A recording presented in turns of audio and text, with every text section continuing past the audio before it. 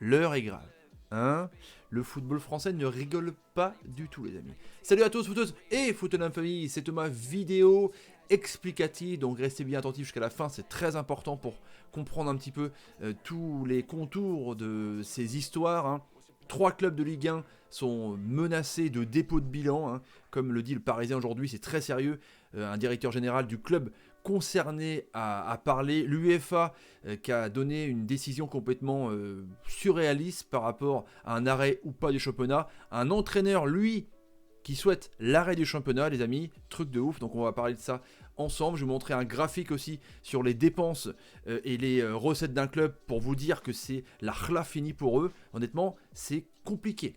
Allez, on bombarde la barre des likes sous la vidéo. Objectif 500 likes, 1000 likes. Les amis, ce serait vraiment énorme pour ce genre de vidéo, pour soutenir la chaîne, je répète sans cesse. Et le bouton abonnement et la cloche pour ne rater aucune vidéo. C'est parti donc pour la Ligue 1 qui va mal, qui est arrêtée, qui est suspendu du moins. On a vu le championnat belge qui pense à arrêter complètement. En même temps, il ne reste pas non plus beaucoup de journées, hein, les amis. Mais du côté français, c'est complicado bomberito. La fédération a rendu son verdict par rapport au foot amateur. On en reparlera évidemment. Donc, on commence évidemment avec l'UEFA.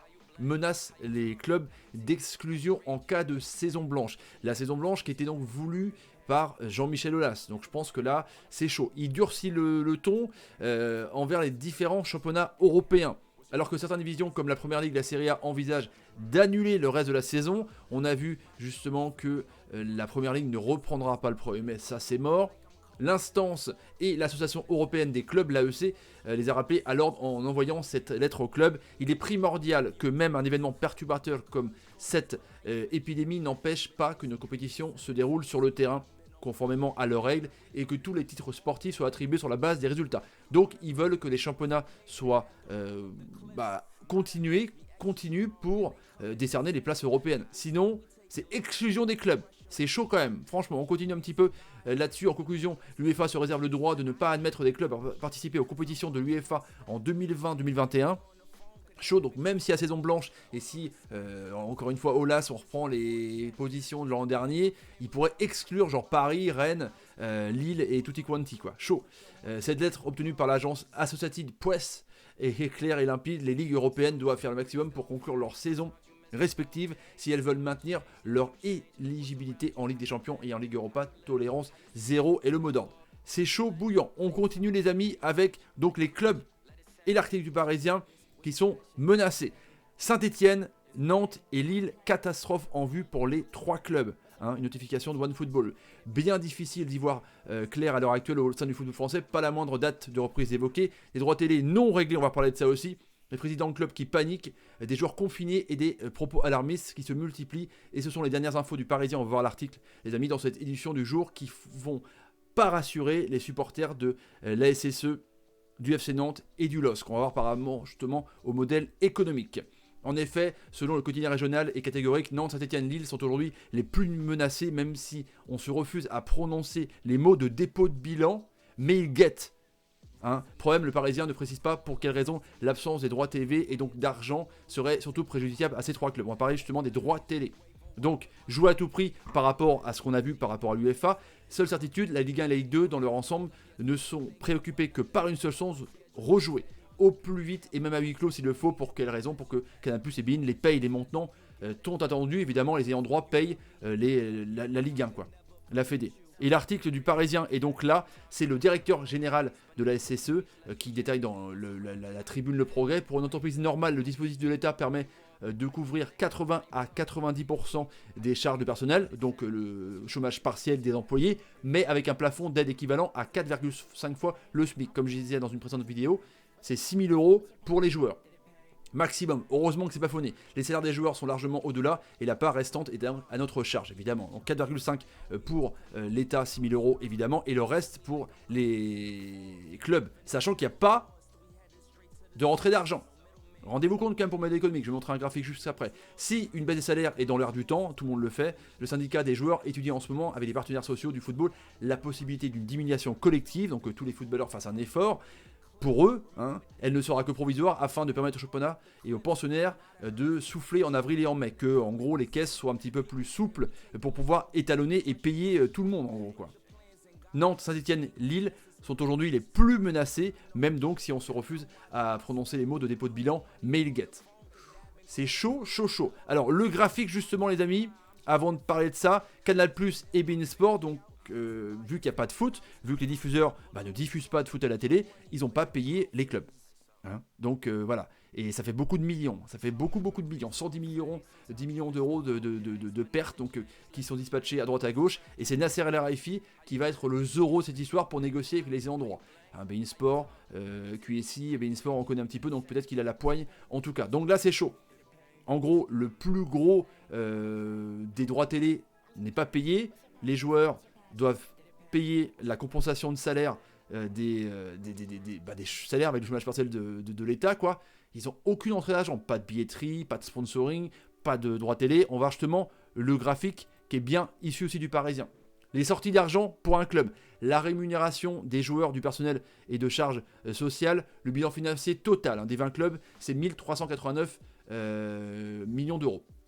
397 millions d'euros échelonnement du paiement des transferts. Ça, par exemple, Reims en est bien sorti parce que eux, sur les créanciers, ils ont fait des échelonnements de salaire. Donc, ils ont potentiellement étalonné sur les différentes années. Donc, c'est mieux pour eux sur les mois précédents vu qu'ils ont un petit peu plus de temps dans la durée avec les banques et les créanciers.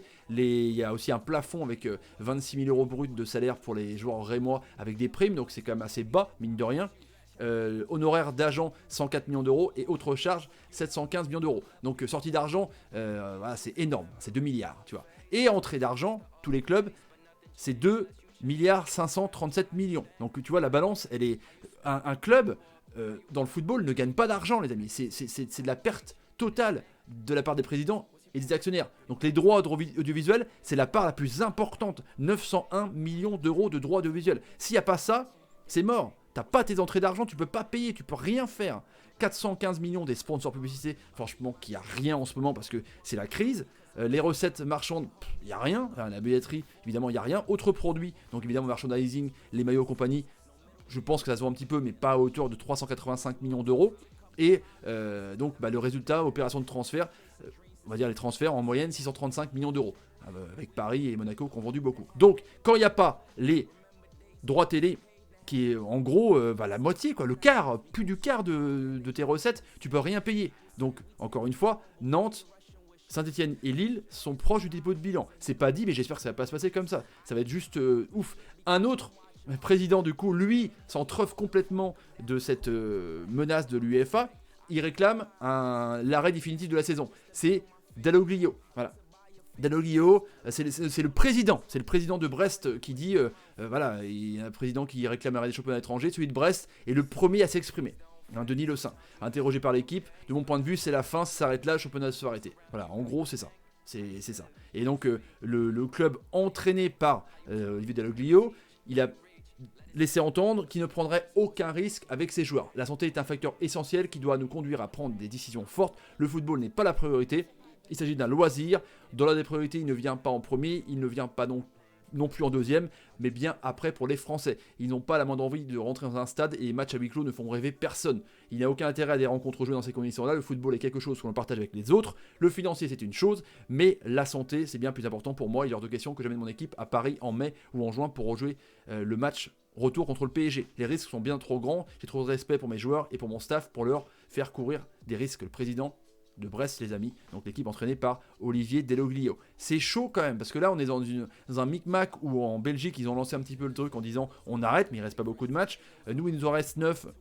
Un président comme ça jette un pavé dans la mare en disant moi j'enverrai pas mes joueurs, donc il sera sujet peut-être à des amendes et peut-être une exclusion des compétitions européennes. En même temps, Brest, je ne pense pas qu'ils aillent en Europe, mais c'est chaud, qu'est-ce qui va se passer, tu vois.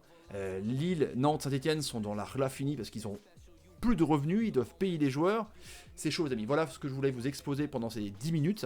Une vidéo anormalement longue que je fais pas souvent en tout cas. Dites-moi ce que vous en pensez. La petite question évidemment, est-ce que la Ligue 1 pour vous est en danger? La Ligue 1 en danger? Mettez-moi dans les commentaires ce que vous en pensez. Le logo de Paris, c'était rien du tout. C'était pas la même chose. La Ligue 1 en danger, les amis. Dites-moi dans les commentaires ce que vous en pensez. Partagez la vidéo sur Twitter, Facebook, Instagram et Snapchat. Et voilà, c'est chaud. Et le petit like qui va bien. Allez, salut, salut, salut. Et salut. Ça craint. Ça commence à être complicado.